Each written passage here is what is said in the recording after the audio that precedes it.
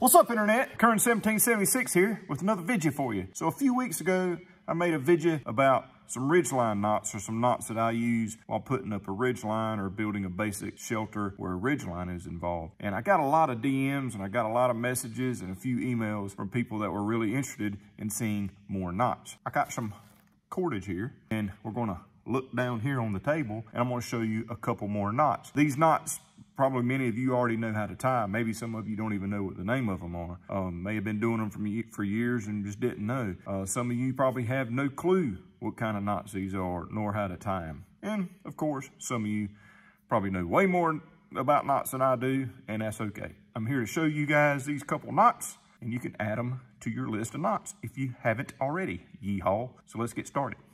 So the first knot I'm going to show you is the bowline. The bowline's a really good knot to tie if you want to create a loop that when under load does not get smaller, right? So recovery situations is great for towing and things like that. It's also great for rescue situations because it does not tighten down and restrict, you know, whatever it is that you're tied off to. It's also great to use, you know, go around a tree, loop your main line through, put a toggle in. I'll demonstrate that here in a second. But first, we got to learn how to tie the bowline. So what you want to do, take your tag in. All right, we're going to create a loop right here in the middle of this main line. So here we have a loop. Now the size of your bowline loop is determined by how much tag in you have here, not this. Okay, this is where the knot's going to be created. This is where the loop, the final loop of the bowline is going to be. Okay, so you want to take your tag in, go through the small loop you made. Again, remember, this determines the size. So if we go real far up in there, our final loop's going to be small. If we kind of keep it like this, we're going to have a little bit larger loop. Okay, so the rabbit goes through the hole from the bottom. Okay, go around your main line right here, around the tree, some people say. The rabbit goes through the hole, around the tree,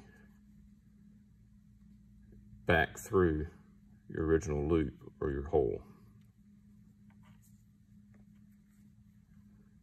Okay, and bring it back here.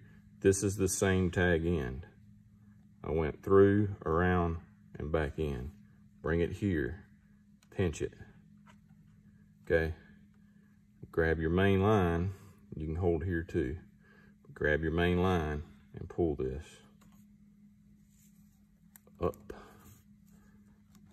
and this down.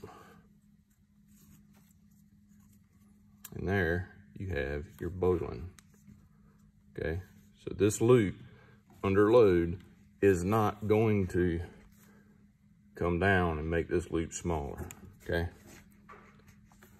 very effective knot, works really good and easy to untie.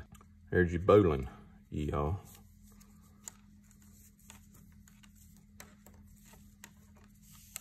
So the second knot I'm going to show you is called the clove hitch. I use clove hitches a lot, and it works great. It's a really fast and simple knot to tie. It is relatively strong. It can slip a little bit, but there's a way around that I'll show you.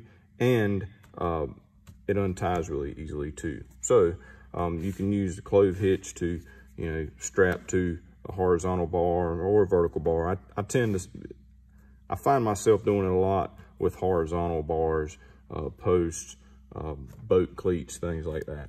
So I'm going to take the tag end of your cordage. We're going to go over this bar, under, across over it. So I'm crossing back over, going under again, and then I'm coming through this loop that I made when I'm crossing it. And then you want the tag end to go away from your main line. It's like this. So as you can see, it creates a across here and binds onto itself, onto its tag end. So you got this here and crossing over. And it's relatively strong. You see it slips a little bit. There's an easy fix for that. Just do a simple stopper knot here and it won't pass through, okay? This is a really, really quick and easy knot, and you know, depending on, of course, what cordage you're using, it may slip a little bit more than others, but it's a relatively strong knot, and it's good to use, you know, if you want to make a handle or anything like that.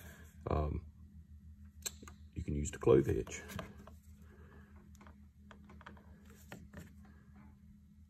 And again, it's simple to untie.